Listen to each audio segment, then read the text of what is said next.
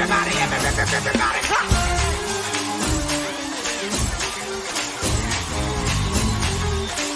Miranda, you got one.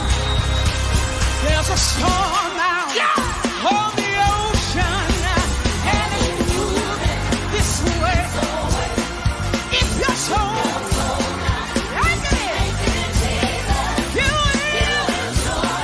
drift away. There's a storm out on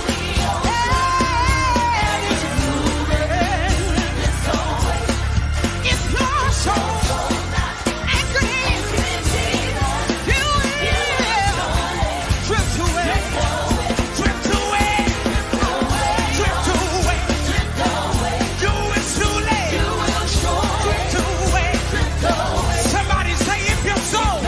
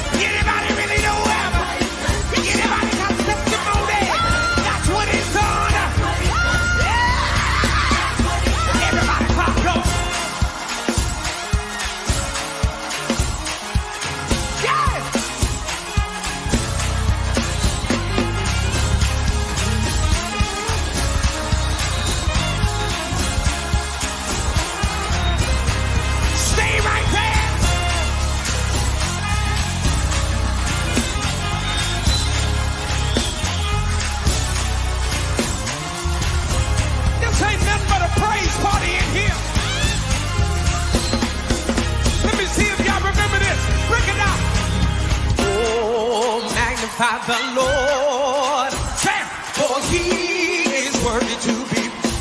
Where my choir at? Somebody stretch a hand. Hosanna, blessed be the rock, blessed be the rock of my salvation. Somebody call it.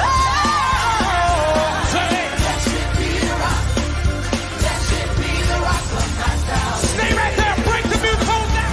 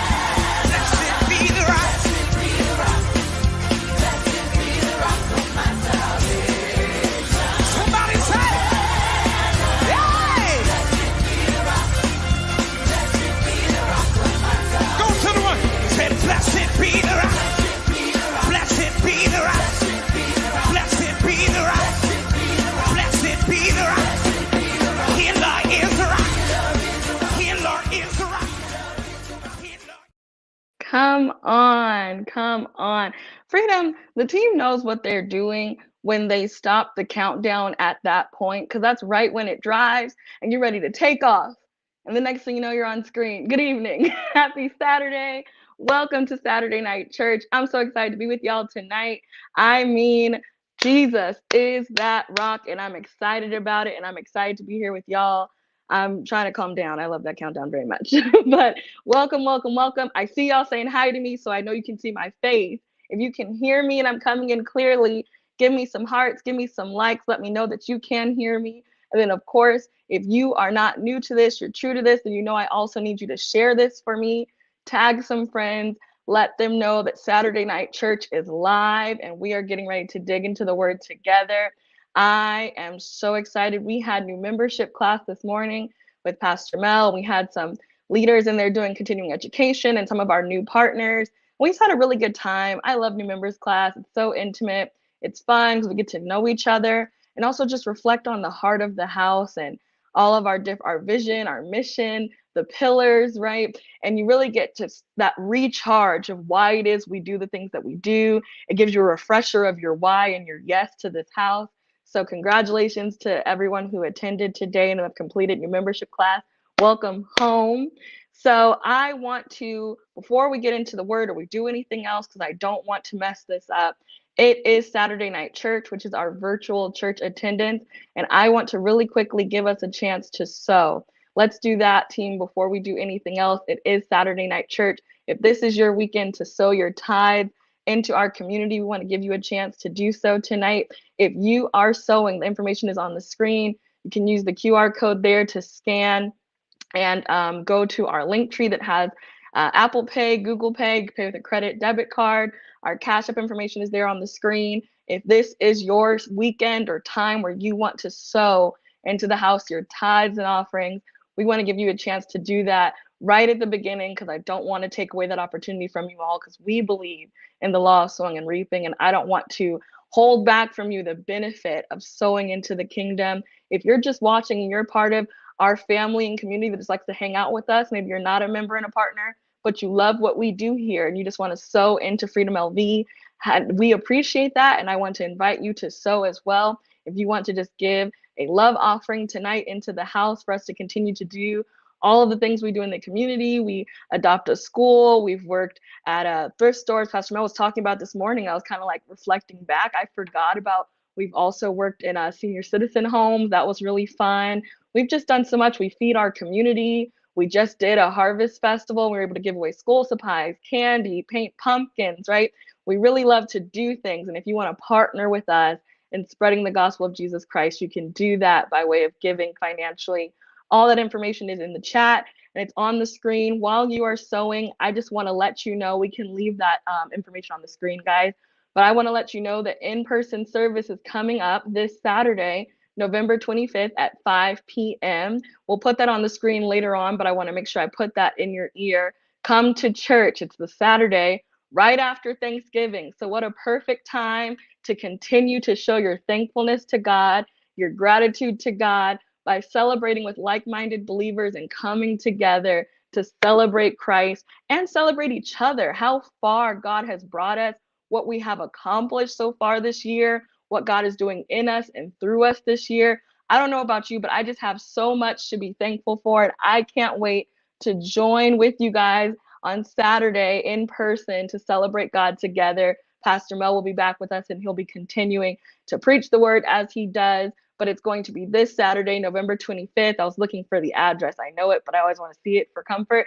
1203 East Charleston Boulevard, Suite H180. 1203 East Charleston Boulevard, Suite H180. We have church at 5 p.m. on the dot. So if you are in the Las Vegas area and you want to come worship with us, you want to receive the word, we love to pray together, dance together. Pastor Mel said today in new membership class, we're loud. And we're not just loud, we're expressive.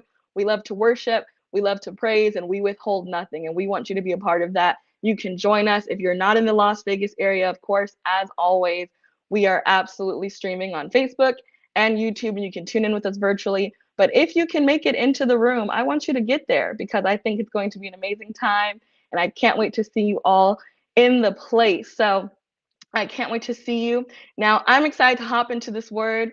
I want to dive right into it. If you haven't tagged someone, you haven't shared this out, please do that right now. We're still in this series of harvest. We've been trying to make our way through this series, and we are just about done with this series, but we're still here talking about harvest. In case you forgot or you're tuning in for the first time, I want to recap some stuff with you. Our objective in this series, the objective for harvest has been for us to understand the process of harvest and keep us accountable to the stewardship of harvest, which we're going to talk about a little bit more tonight. So, one more time, our objective in this series has been to understand the process of harvest and keep us accountable to the stewardship of harvest. So, we've been talking about how there is seed time and there is harvest, seed time and harvest. And we've been in this harvest series since October, and we're still in it. We had Prophet Darrell with us, and then we had Harvest Revival with Evangelist Tracy. So we had some guests who kind of hopped in, and that kind of extended our series a little bit. But I've been enjoying it so much. Let me know in the chat if this series has been blessing you as well. But I've been having such an amazing time with Pastor Mel and the things that he's been teaching us in this series. One of the things that Pastor Mel's been teaching us, he's taught us about the 4 phases of harvest, right? He said there are 4 phases to harvest. He said, number 1, was to plow, number 2, to plant, number 3, to produce, and number 4, to prosper. Now, I'm going to try to recap these, and I'll try my best not to get stuck on them, but when I say I've been enjoying this series, I really have. So if I go too deep into one of these points, Ari, Amber, somebody, just drop in the chat, be like, okay, PJ, because I love this series so much. Well, let's try to recap the last 3 that we've gone over so far. Number 1, we talked about plowing, right? And he talked about how to plow was to turn the ground or to break up the soil, right?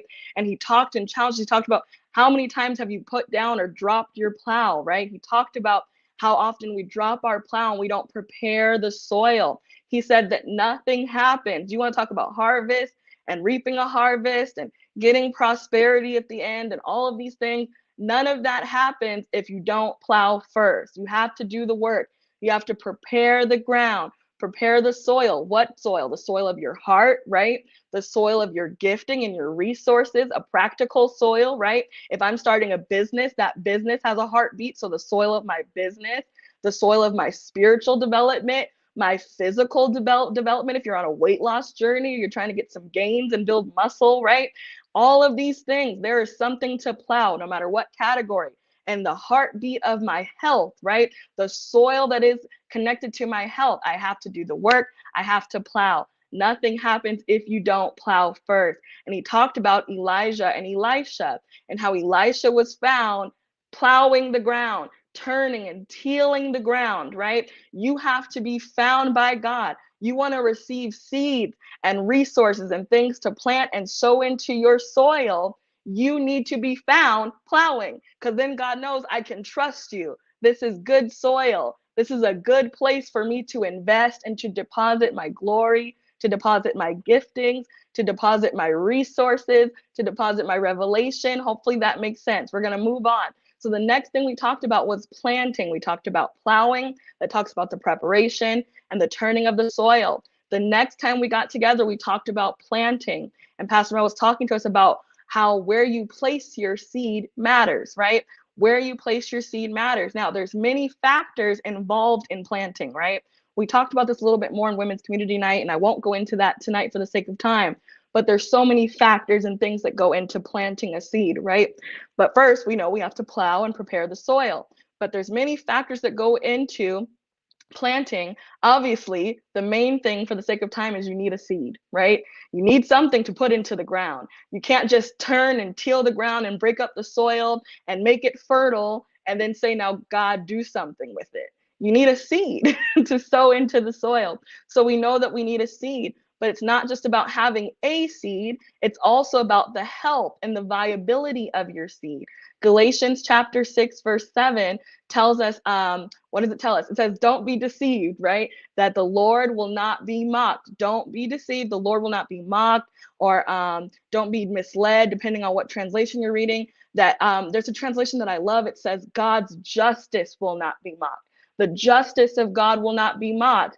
That which you sow, I'm a King James baby, you shall also reap, right? Whatever a man sows, that they will also reap. Depends on whatever translation you read. But Galatians 6 and 7 just tells us basically, don't be misled. The justice of God will not be mocked. Whatever you sow, you will also reap. One thing that I love in the New Living Translation, it says, I have it here in my notes, you will always harvest what you plant. Don't be misled. Don't be deceived. The Lord will not be mocked. You will always harvest whatever you plant. Okay? So we have to understand. Pastor Mel's been teaching us. It's a sobering reality. He's really been driving this idea home that everything is a seed. And I want you to drop it in the chat again. Everything is a seed. So when we talk about planting, it's not just about putting anything in the ground, right? It's about where you plant your seed. It is about the environment, right? The ecosystem of your soil, the health of your soil, the environment surrounding your soil, and also the health and viability and the fruitfulness of your seed. You know that some seeds can be barren, right? So everything is a seed. Some seeds yield good fruit. Some seeds yield bad fruit. Some seeds yield what is called indifference, right? So it doesn't yield bad or good. It yields something that's pointless, somewhere in the middle. It hovers. It's something that's not good. It's not bad, but everything is a seed. You're always planting something. Everything is a seed. And we sometimes run into this cycle with planting where I fear the truth of the matter is for some of us, it's not that you're sowing bad seeds. It's not that you've sown good seeds and there's been no harvest. The Lord will not be mocked, right? That which you sow, you shall reap. That's a promise. We receive that. But for some of us, you might say, PJ, I know that's what the word says. It's not what my life reflects. I would present to you that some of us are sowing barren seeds. It has to do with how you plant, where you plant your seed, and the viability of your seed. And I want to talk to us a little bit about indifference. I feel that something the enemy tends to have a field day with and he has a lot of fun with is kind of playing around in the place of our indifference. Cycles of indifference are easy to kind of overlook. We don't always see them right away until they've made a big mess of our life. Then it's easy to see it because it's on fire, right? We don't catch the sparks and the embers. We catch the full flame when it's fully ablaze, right? We overlook it and we don't immediately catch it because it's not aggressively bad, right? It's not obviously bad. And it's also not vibrantly and passionately good. So we don't always see it. It kind of falls under the radar, right? And it holds you in the balance and not in a good way. Because I know we've talked and we've taught about how there is divine delay, right? There is a withholding from God. There is a holding pattern where he hovers, right? And that's okay. But indifference is not speaking about that balance. It holds you in a middle ground where there is no difference. So let's look at the word indifference. You guys know I love words. So indifference is different than just being held in like a divine delay or being kept, like scripture says, which means you're being held like my yoke is easy. It's an easy yoke, but you're still being held together, right? You're still being held, right, by a yoke, but it's easier. Some of us have been sowing baseless seeds that yield indifference, and then we're confused why when we reap our harvest, it's maybe not a good harvest, it's not a bad harvest, it's mid, it's mediocre.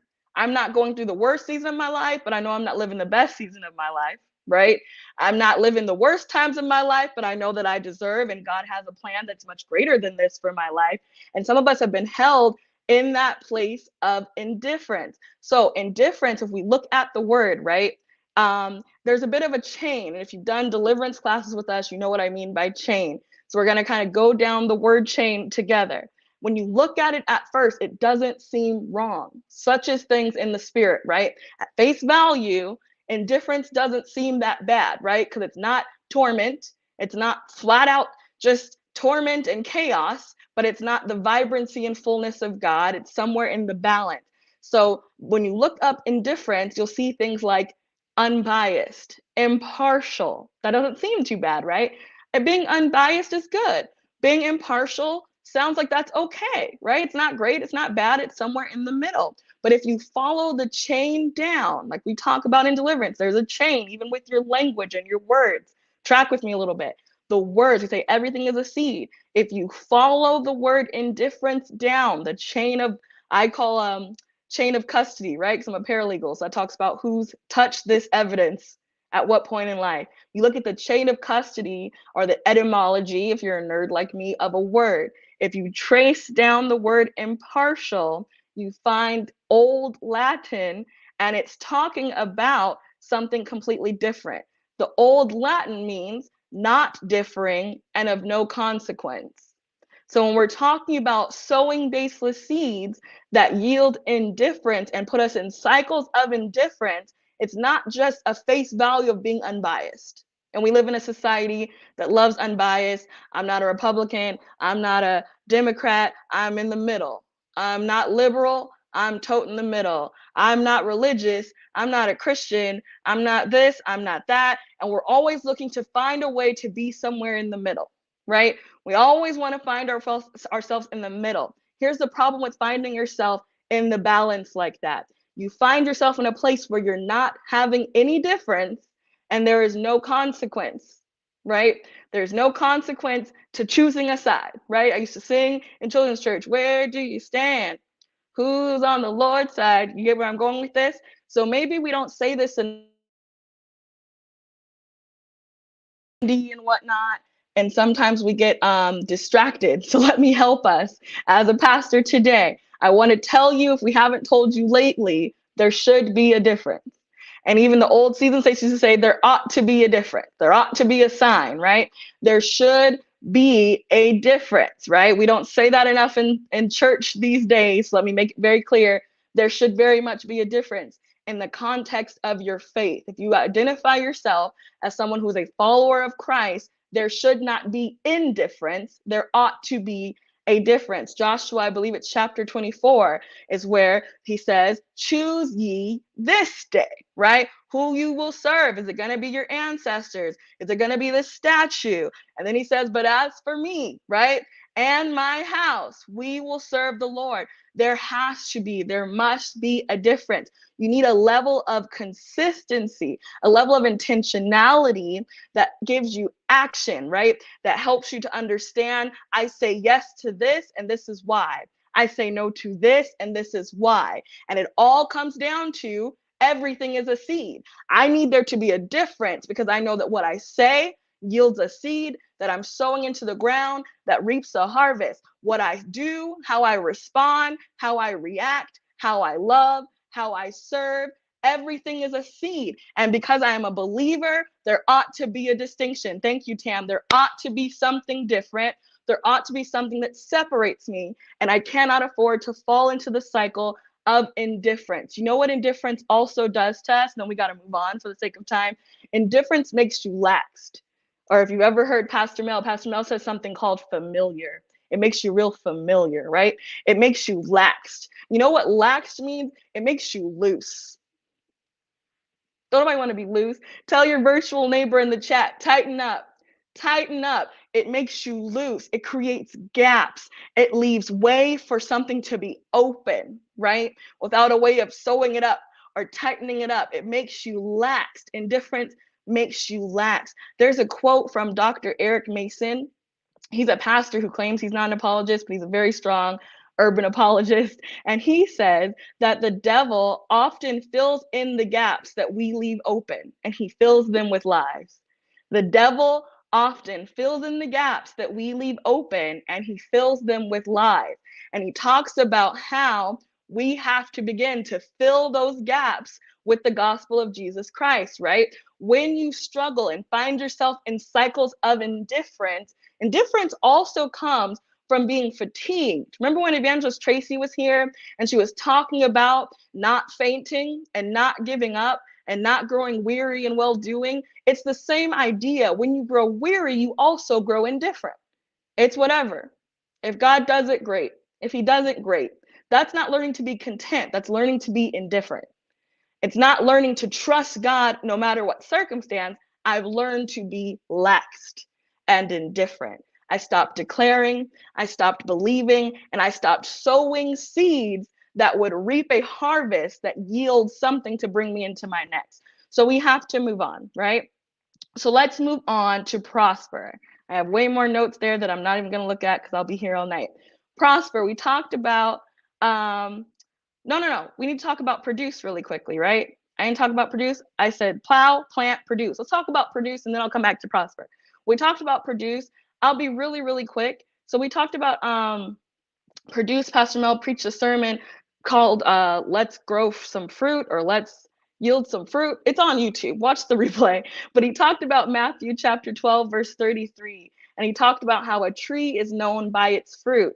And he taught us how the word fruit means the result of something. Fruit means the result of something. It's not just apples and oranges, right? It's not just grapes and grapefruit, right?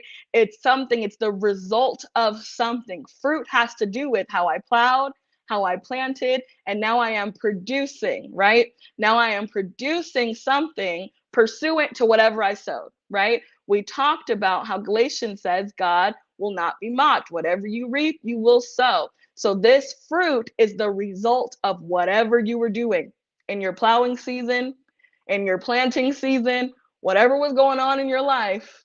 Hello, welcome. Now this is the fruit of it. I think when I was here with you, I said, then you give birth to a baby and say, who's the mama? When you know that you gave birth to the baby, like make it make sense. That's what we do. Fruit is the result of something. So we learn that the way we react and respond in our process, in our plowing season, in our planting season, sows a seed, and then we are labeled by the results of how we handled our process, right? How we handled that process is telling by our fruit. I know how you did in your plowing season based off of your fruit. I know how you did in your planting season based off of your fruit. And that's good news, right? Because welcome to freedom. We love without shame. We have room for you at the table. We would love to set up one-on-ones and counseling, and we can work with you, right? But it's good for us to be aware so that we can be more mindful about the seeds that we're sowing into the ground and also the work that we're doing to turn the soil, right? You've got to make sure that you're intentional about this kind of stuff. Now, let's get to the place of prospering for the sake of time. So this is our last point, but PM, I'm sure on Monday, will come in for Monday morning prayer and tighten up some of my loose ends and close us out officially on this series. But we're talking about prosperity tonight. So one more time for us to recap together, the 4 phases of harvest, right, is plow, plant, produce, and now we're talking about prospering tonight. And this is the thing that I want you to put in the chat. Prosperity equals stewardship. That's probably easier. Prosperity equals stewardship. Put it in the chat for me so I can know that you understand. That's if you don't get anything else from anything I've said tonight, I want you to leave understanding that prosperity equals stewardship, okay? Prosperity equals stewardship. More than just having prosperity, right? That speaks to having success. It speaks to having a flourishing and thriving life.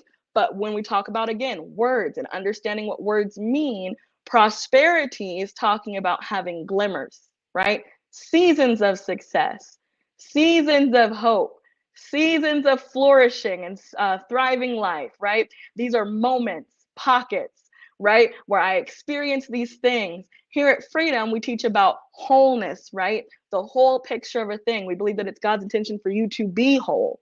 And if we talk about wholeness, that means we don't want you to experience prosperity. We want you to learn to become prosperous, right? To be prosperous is different because that definition means to be marked by success. Come on. I still believe that we're in the decade of declaration. I want someone to declare in the chat, I have been marked with success. I have been marked with success. And we're going to help you. So if I say some things you're not doing yet, declare it now and we'll tighten it up later. I have been marked with success. We want you to go from experiencing the place of prosperity to actually embodying and becoming the fulfillment of the promise of God, which is for you to have life and life in what? Abundance. So to be prosperous, to be marked by success, and get this, marked by success and have long lasting success.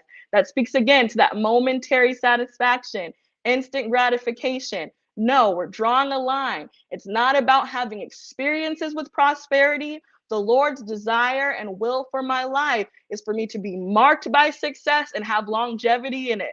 He wants me not to be experiencing a prosperous life in this season and experiencing great warfare of lack in the next season, because I need to make sure that I steward well, because I understand that prosperity equals stewardship. So we want you to learn to be prosperous, but that requires for us to be able to learn to steward well. Now, I know I've said a lot already, and I know that that's a lot. You're probably like, PJ, y'all piling so much on us, and you're giving us so much work and homework, and it's November. We finna have the Thanksgiving holiday, and then it's gonna be Christmas, and then New Year's, and I just want to kick back in the holidays.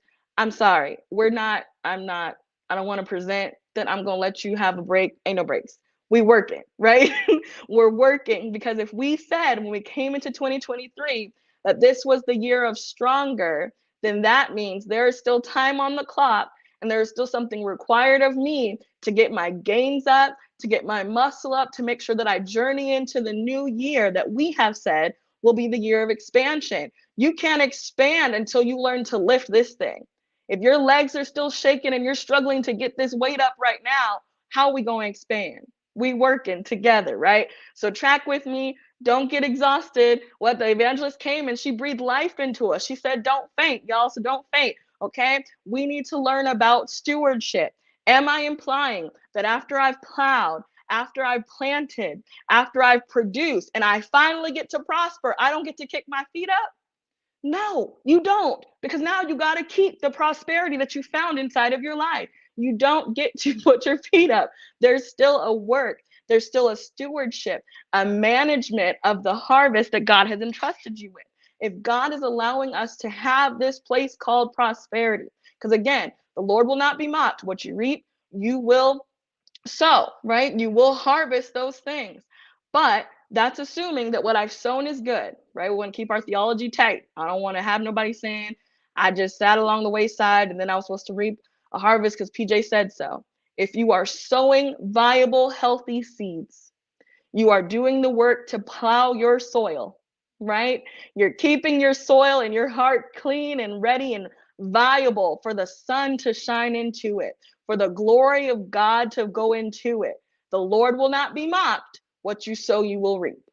That is also true to if you did nothing. We just did a whole conversation about indifference, but I want to make sure that we're clear and on the same page about that. Now that we're talking about prosperity, we are assuming, let's all get on the same page, assuming that we all have done the work, assuming that we all have put good seeds in the ground, assuming that we all have been decreeing and declaring and nurturing and caring for the seeds that we have in the ground. And we come into this place of production and good fruit has sprouted up from our labor. Now we are in the place of prosperity, where you are seeing success, where you are seeing fruitfulness, where you are thriving, where you are flourishing. But it's not enough just to enter into a place of prosperity. We want to go into the place of being prosperous, right? Where I have long-lasting success, where I am marked by success. And for those things to be able to happen in your life, you have to learn to manage all things well. You have to learn to manage all things well. To be a steward, I believe, easily defined, we can say it's to plan, to manage, and to administer, right? To be a steward, we can say it's to plan, to manage, and to administer. And the idea of stewardship is being able to manage and be a caretaker, right? To be a caretaker of a thing. So when we talk about life in the faith, there's so many examples and categories, but for the sake of time, we're just going to say our life as a whole. Because if we talk about our life as a whole, then in your personal prayer time and devotion time, you can break this down into the proper categories of your life specifically, right? So let's talk about our life as a whole. We're called to be good stewards, right? You probably have heard that before in Sunday school or something. We're called to be good stewards, and there's a whole plan and process and all these things that we've gone through, the plowing, the planting, the producing, all of these things to come into the place of prosperity and then to come into the place of stewardship. And so when we look at this, we can look at Psalm 24:1. That just simply says, we've heard that before. Psalm 24:1 says, The earth is the Lord's, and depending on the translation, I'm King James baby, the fullness thereof, right? Or some says everything in it. It says that the world and everybody who lives in that world belongs to the Lord, belongs to him. Psalm 24:1. The earth is the Lord's, everything in it, or the fullness thereof, the world and its people belong to him. We know that. What else do we know? We see in Genesis, in the beginning, right? In Genesis 1, the great creator, he's making the things, heaven, earth, plants, vegetation, whatever. He's creating. The great creator is creating, right? And he says, he's doing his big one. He's creating all of these things. But I think about verse 26, I'm pretty sure. He says, let us make man in our image and our likeness, and let them have what? If you've been at Freedom any length of time, you've heard Pastor Mel say this. Let them have dominion, or have rule, depending on the translation you're looking at. Let them have dominion. So what do we need to understand? God, being the great creator, who is without error. He's never made a mistake. He sees all. He knows all. He made man, and he said, let us make man in our image, in our likeness, and let's give them dominion. And he says, over the fowl, over the fish, over the land, etc., etc. It's all in Genesis 1. The creator who established heaven, established earth, and established my very being, right? He established all of these things. He's entrusted me with dominion, and he has assigned me to steward all things well. He's assigned me this position, this responsibility. I know that's a word we don't always like. He's given this responsibility to me, to you, to steward all things well. This idea you see all throughout the scriptures. You start to see all of these ideas and concepts of stewardship beyond money, stewarding your finances, stewarding your family, stewarding your faith, stewarding your gifts, stewarding your health. All of these concepts you find woven into scripture from Genesis, where he says, let them have dominion, which, if again, chains of words, you track that down, it boils down to the idea of stewardship, right? So we have to learn to steward all things well. It's important to understand that no matter what season you find yourself in, no matter what your life looks like right now, you are called to steward it well. Let's do some more declarations. I want you to put in the chat, I'm called to steward well. I'm called to steward well. Because if we understand that and we put the responsibility back in front of us versus placing the blame elsewhere, or PM was talking about how we wait for God to do, and he said, God's not showing up because the ball is in your court, right? You have to understand, God has assigned me to steward well. The Lord is kind and he is faithful to bring me into the place of prosperity, to allow me to come into the place of good harvest, where I'm reaping finally all the things that I've sown. I'm seeing the prosperity and the faithfulness of God in the land of the living. I'm finally seeing all the things that I've cried over, I've sowed over. And after all of that, after you do your shouting, after you do your testimony time on Facebook, after you dance about it and call your friends about it, I'm here to remind you, once you're done with all of that, that's beautiful. Do it all. After you are done, make sure that you steward that thing well. Make sure that you manage that thing well. We talked about definitions. It said to plan, to manage, and to administer. Many times when we receive a prophetic word, or we receive a word from Pastor Mel when he's preaching, you say, oh, that word was like he was speaking right to me. Sometimes we mismanage those things because we forget to steward well. And that looks like planning, right? If the word of the Lord is that I'm going to have all of this money and I'm going to get a house, I might want to address my credit, right? I might want to get a bank account, right? I might want to open up a credit union or a savings account. I might want to get into the place where I learn about investments. I want to learn about the 401k program at my job. You want to make sure that you're planning. If the Lord has called you to start a business, I want to start studying and researching about a business plan, right? I want to learn about what it takes to open up an LLC. I need to learn about what is the tax model in the state that I live in. Do I have to pay taxes? How do I get tax credits, right? There's all kinds of things you want to look into. What's an operating agreement, right? If God said that I should be healed and that my body is going to recover, right? Then I want to plan, right? I want to steward that harvest before it comes. I want to make sure that I am looking into my health. Should I not be eating this thing because I see as I study that this type of food triggers this illness? Or I should be exercising more. Maybe I should be doing a couple of hours every couple of days of cardio, or I need to be doing some lifting and muscle conditioning and training. There's all kinds of categories. So we said we're going to look at life in its entirety, and you can go into your prayer closet with the Holy Spirit and determine what categories you need to apply this truth to.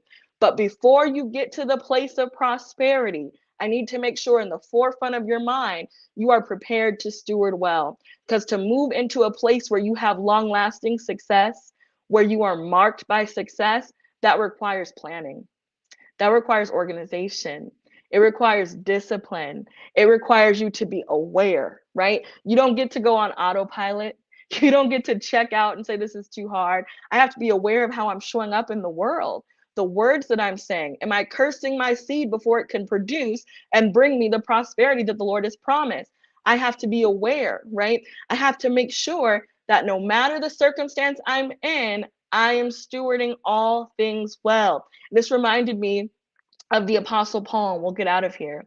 The Apostle Paul, he said in Philippians chapter 4, verse 11, I think probably 12 or maybe 12 to 13. Well, let me read. We'll see. The Apostle Paul says, I don't say this out of need, for I have learned to be content in whatever circumstances I find myself in. I know how to make do with a little, and I know how to make do with a lot. In any and all circumstances, I have learned the secret of being content, whether well fed or hungry, whether in abundance or in need. And then we all know verse 13, I am able to do all things through Christ who strengthens me. Whatever circumstance I find myself in, I have known how to make do with little. I have known how to make do with a lot or with much, depending on your translation. How did he know that? Right? It's not a trick question. How did he know how to make do with little? How did he know how to make do with much? Because he learned to steward all things well. Okay? We have to understand this. You can look at the Apostle Paul as a model. He's saying, I've known what to do in seasons of little, because even when I reaped a harvest and it wasn't much, I stewarded well. I made sure that I was a good steward of that thing. When I've reaped prosperity and harvest that was bountiful and thriving and lovely, I steward well. I manage well. I plan well. That way, in every circumstance, I'm not shaken. I'm not easily moved, right? We talked about being laxed and falling into that cycle or trap of indifference. It also means you're easily moved. You're easily shaken, right? You're easily manipulated and moldable. You're just all over the place. Paul is telling us, I have learned in every facet and circumstance of my life to be content. And I'm telling you why, because he learned to steward all things well. All things, even the bad things. What did the evangelist say? They that sow in tears, right, will reap shouts of joy. You have to understand everything is a seed. We're talking about seed time and harvest. In every single one of my seasons of life, no matter what it looks like, I'm invited into an opportunity to steward that thing well. And I have to say yes to that thing. I'm telling you, Apostle Paul is one of my favorite people to model and kind of look at, because I'm also bivocational. The Apostle Paul was. He made tents. He was a tent maker. He wasn't just an apostle. He made tents. How many of you have jobs you don't want, or you don't think that they align with whatever you're called to do? Hello? The Apostle Paul had to work a job, and he stewarded that tent making job well. He stewarded his ministry life well. He was in prison. He stewarded his prison time well, right? He was talked about, slandered, lied on. He stewarded those seasons well, right? All the way to being brutally murdered and beheaded. He stewarded those seasons well. And you see this abundant, thriving life of ministry where now everyone, whether you believe in God or not, has heard about the Apostle Paul, right? And I want that to be true of your life. I want people, when they talk about you, when they talk about the family at Freedom, when they talk about our friends who join us on Saturday night, I want them to be able to say, in every season, I've always seen them plan well, manage well, steward well. They didn't give up. They didn't throw in the towel. They didn't say, this is just not fair, right? I know that there is a harvest coming for me.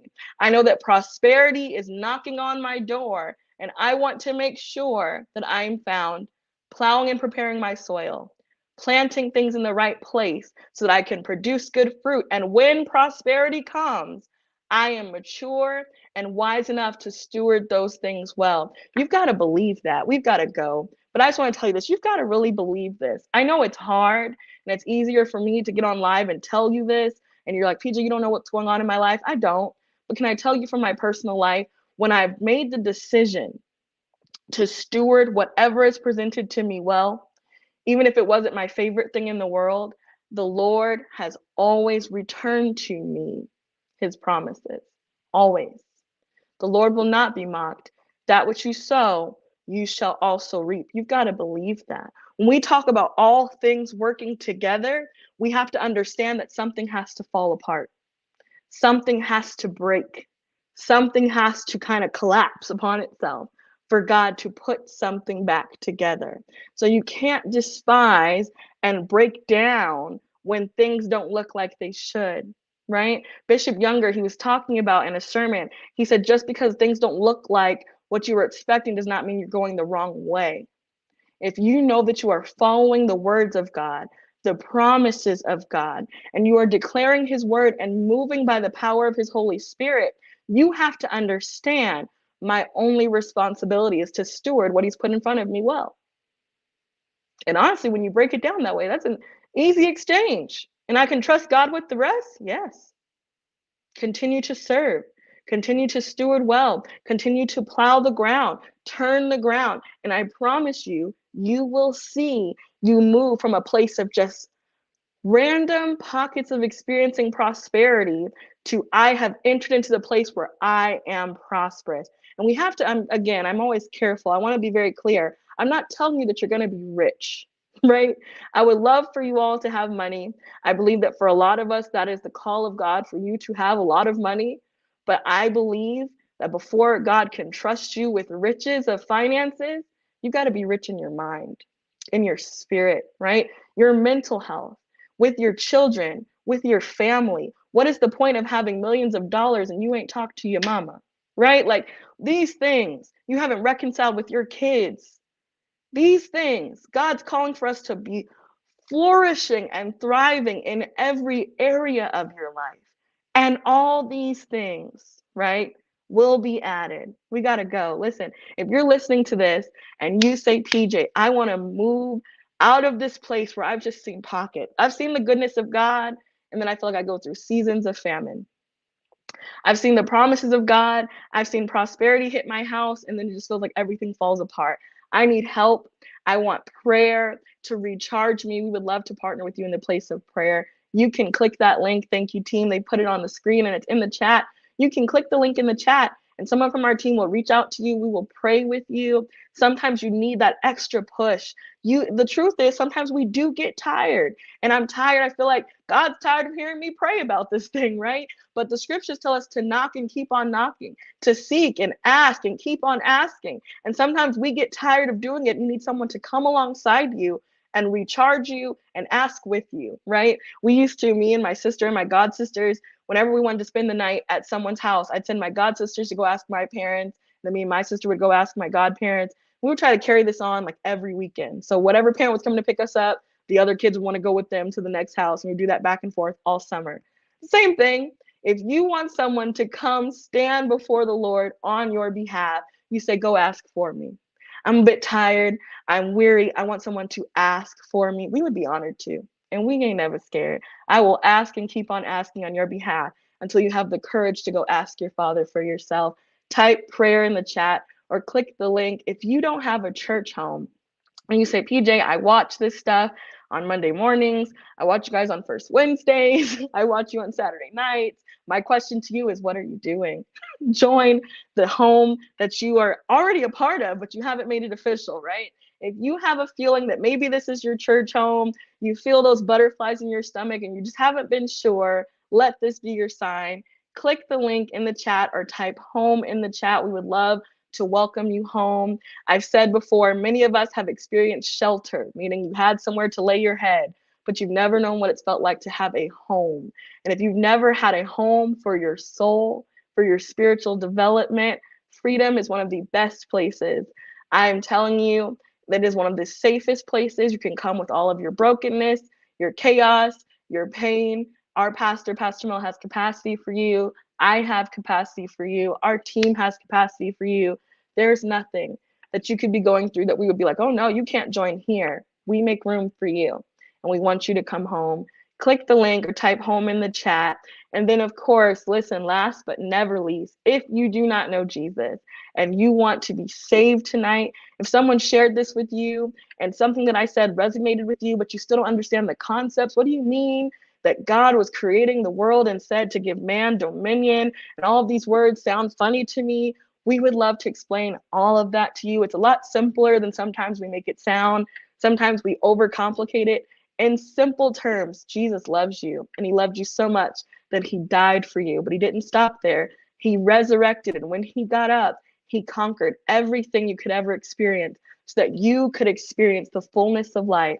You could experience oneness and communion with the Lord, and we want to make sure that you know your Savior. Please click that link. Don't hesitate. Don't think about it. Don't even sleep on it because tomorrow's not promised. Do it now.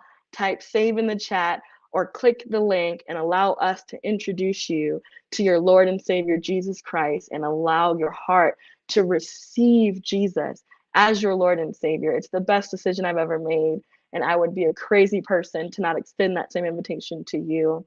And then, of course, we talked about this earlier, but if you would like to sow, maybe you joined in later and you didn't get a chance to sow at the beginning of the live stream, we want to give you that opportunity tonight. You can sow our information. They're going to put it in the chat for us, and it's also on the screen. You can use Cash App. You can scan this QR code. It'll take you to our link tree where there's also the prayer request form, a form to join, and also a form for salvation. And you can sow. So you can do all kinds of things that you need to do if you haven't done it yet. That information is on the screen. Listen, guys, we have church this Saturday, the Saturday right after Thanksgiving, 5 p.m. And I want to make sure that you are there. Don't miss this opportunity to give God thanks. And not alone, come dance with your family. Come sing about it with your family. Celebrate with your family. Come to church. I want to see every face that can physically join me at church this Saturday, November 25th at 5 p.m., 1203 East Charleston Boulevard, Suite H180, 1203 East Charleston Boulevard, Suite H180. I love y'all. I can't wait to see you virtually on Monday morning for Monday morning prayer. And then we will see you for church on Saturday. Bye-bye.